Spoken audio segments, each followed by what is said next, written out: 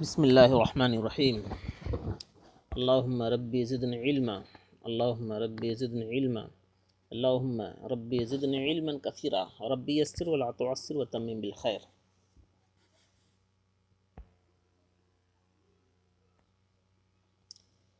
تو باتیں چل رہی تھیں پنجگنج کے تعلق سے، پنجگنج کے حوالے سے، اور آپ پنجگنج کے بارے میں آپ نے جانا کہ اس کا تعلق صرف سے ہے، اور علم صرف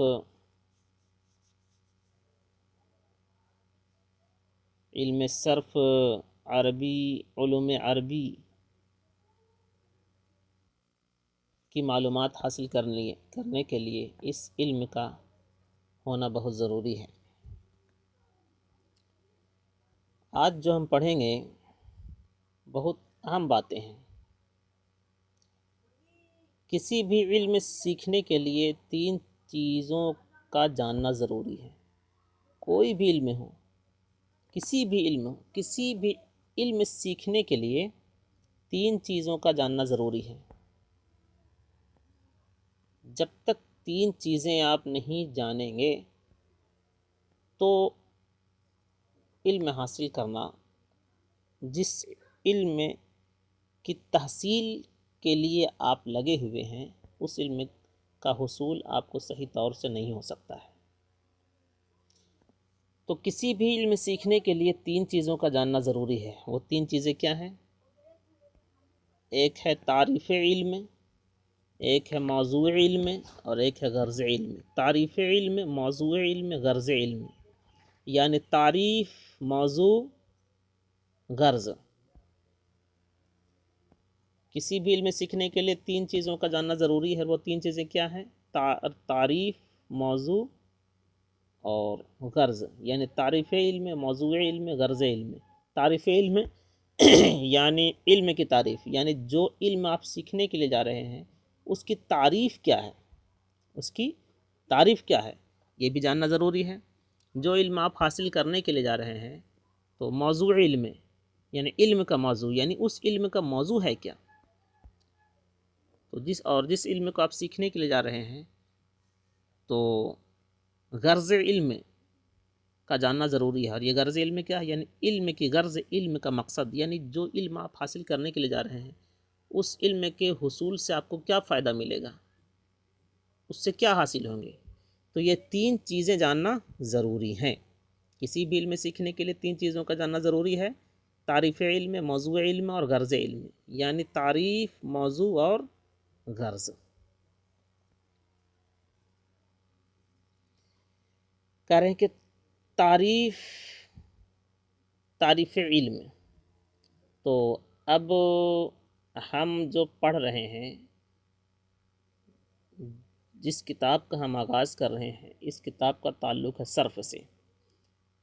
تو اس کی تعریف کیا ہوگی؟ یعنی تعریف علم صرف، یعنی علم صرف کی تعریف کیا ہے۔ تعریف علم صرف، موضوع علم صرف اور غرض علم صرف، یہ 3 چیزیں ہم پڑھیں گے۔ کیونکہ ہم علم صرف پڑھنے کے لیے جا رہے ہیں تو علم صرف ہی کے حوالے سے ہم 3 چیزیں پڑھیں گے۔ تو سب سے پہلے ہم تعریف پڑھیں گے، تعریف علم صرف۔ تعریف علم صرف۔ اب کوئی معترض، اعتراض کرنے والا اعتراض کر رہا ہے کہ کسی بھی علم سیکھنے کے لیے 3 چیزوں کا جاننا ضروری ہے: تعریف، موضوع، غرض۔ تو تعریف علم صرف، سب سے پہلے آپ تعریف علم صرف یعنی علم صرف کی تعریف ہی کے بارے میں آپ کیوں جان رہے ہیں؟ تو اس کا جواب یہ ہے کہ جب کسی چیز کی معلومات حاصل کرنی ہوتی ہے تو سب سے پہلے اس کی تعریف کی جاتی ہے، اس کے بعد موضوع اور غرض کی طرف بڑھتے ہیں۔ جب تک اس کی تعریف سے آپ کو واقفیت نہیں ہوں گے، آپ واقف نہیں ہوں گے، تب تک موضوع اور غرض آپ نہیں جان سکتے ہیں، نہیں سمجھ سکتے ہیں۔ اس لیے پہلے تعریف ہوتی ہے۔ چلیے، سوال کا جواب مل گیا۔ تعریف علم صرف یعنی علم صرف کی تعریف کیا ہے؟ الصرف علم باصول یعرف بها احوال الکلم الثلاث من حیث اصل و بناء و رد و بدل. اب اس کو ہم پڑھیں گے اس طرح سے: الصرف علم باصول یعرف بها احوال الکلم الثلاث من حیث اصل و بناء و رد و بدل. یعنی صرف ایسے اصول کے جاننے کا نام ہے جس کے ذریعے سے تینوں کلمے کون؟ یعنی اسم، فعل، حرف کے احوال پہچانے جائیں. کس اعتبار سے؟ اصل، بنا اور رد و بدل کے اعتبار سے. یہ علم صرف کی تعریف ہو گئی. کیا ہوگی علم صرف کی تعریف؟ پہلے آپ عربی میں کریں علم صرف کی تعریف کہ الصرف علم باصول یعرف بها احوال الکلم الثلاث من حیث اصل و بناء و رد و بدل. اس کا ترجمہ کیا ہوگا؟ یعنی صرف، یعنی اس کی تعریف اگر آپ اردو میں کرنا چاہیں گے تو کس طرح سے کریں گے؟ صرف ایسے اصول کے جاننے کا نام ہے جس کے ذریعے سے تینوں کلمے، اور وہ تینوں کلمے کیا ہیں؟ یعنی اسم، فعل اور حرف کے احوال پہچانے جائیں. کس اعتبار سے؟ اصل، بنا اور رد و بدل کے اعتبار سے. یعنی علم صرف کی تعریف یہ ہے کہ علم صرف پڑھنے سے ان اصول کی جانکاریاں ہوتی ہیں، اس کے ذریعے سے ان اصول کو آپ جانتے ہیں کہ اس کے ذریعے سے اسم، فعل، حرف کے احوال پہچانتے ہیں کہ کس حالت میں ہے، یہ معرب کے حالت میں ہے کہ مبنی کے حالت میں ہے، کس حالت میں ہے، اس پر زبر ہے یا زیر ہے یا پیش ہے. تو زبر، زیر، پیش کی جو جانکاریاں ہوتی ہیں، معلومات ہوتی ہیں، ان تینوں کلمے کی جو معلومات ہوتی ہیں اصل اور بنا اور رد و بدل کے اعتبار سے، وہ علم صرف کے ہی پڑھنے کی، وہ علم صرف کے ہی پڑھنے کی وجہ سے ان کی جانکاریاں ہوتی ہیں. یعنی اس میں فعل اور حرف کی جو جانکاریاں ہوتی ہیں، معلومات ہوتی ہیں کہ اصل، بنا اور رد و بدل کے اعتبار سے یہ کیا ہے، زبر ہے تو کیوں ہے، اس پر زیر ہے تو کیوں ہے، اس پر پیش ہے تو کیوں، اس پر فتحہ ہے تو کیوں ہے. یہ اسی علم کے پڑھنے سے یہ جانکاریاں حاصل ہوتی ہیں، معلومات حاصل ہوتی ہیں. چلیے، یہ علم صرف کی تعریف ہوئی. پھر آپ نے پڑھا تھا کہ کسی بھی علم سیکھنے کے لیے تین چیزوں کا جاننا ضروری ہے. تعریف علم، تو علم کی تعریف ہو گئی. اب موضوع علم، تو اب موضوع علم ہم جو علم ہم پڑھ رہے ہیں، جو علم ہم حاصل کر رہے ہیں، وہ علم کیا ہے؟ صرف ہے. تو ہم کیا بولیں گے؟ موضوع علم صرف. یعنی علم صرف کا موضوع کیا ہے؟ تو پہلے ہم عربی میں سمجھیں. کلمات لغت العربی من حیث اشتقاق و بناء و تعلیل و رد و بدل.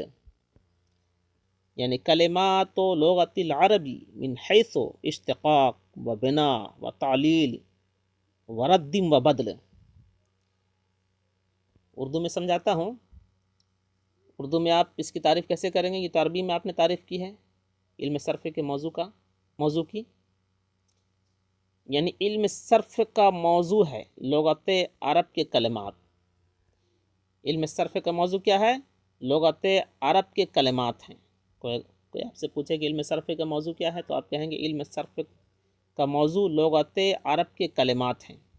کس اعتبار سے؟ تو آپ کہیں گے اشتقاق، بنا، تعلیل اور رد و بدل کے اعتبار سے. کوئی اگر آپ سے پوچھ بیٹھے کہ علم صرف کا موضوع کیا ہے، تو آپ کہیں گے لغت عرب کے کلمات ہیں. یعنی عرب کے کلمات کی لغت جو ہیں وہ علم صرف کا موضوع ہے. تو اب ہم اس کو اس طرح سے سمجھائیں گے کہ علم صرف کا موضوع جو ہے وہ لغت عرب کے کلمات ہیں. تو پھر وہ اگر پوچھ بیٹھے کس اعتبار سے ہو، تو آپ کہیں گے اشتقاق، بنا، تعلیل اور رد و بدل کے اعتبار سے علم صرف کا موضوع کیا ہے؟ علم صرف کا موضوع کیا ہے؟ لغت عرب کے کلمات ہیں. لغت عرب کے کلمات ہیں.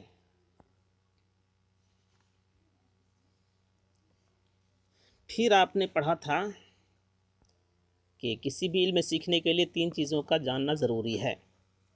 تو 2 چیز ہو گئی، تعریف اور موضوع. اب آپ نے پڑھا تھا غرض، تو اب غرض الصرف یعنی غرض علم صرف کیا ہے؟ علم صرف آپ جو پڑھ رہے ہیں تو اس کے پڑھنے سے فائدہ کیا ہے؟ تو اس کے پڑھنے سے فائدہ یہ ہے کہ صیانت الذہن عن الخطائی فی الصیغہ. اس کی تعریف ہو گئی عربی میں. علم صرف کی غرض کی تعریف کیا ہے؟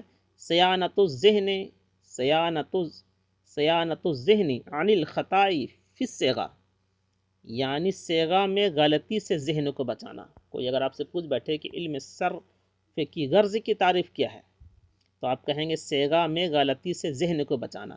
صیغہ میں غلطی سے ذہن کو بچانا. اب صیغہ ہے کیا؟ صیغہ بھی آپ سمجھ لیں. تو الصیغۃ ہی الصورۃ الحاصلۃ من ترکیب حروف.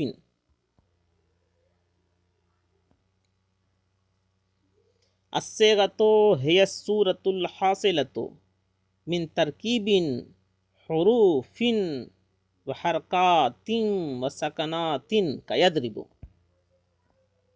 الصیغۃ ہی الصورۃ الحاصلۃ من ترکیب حروف وحرکات وسکنات کیضرب.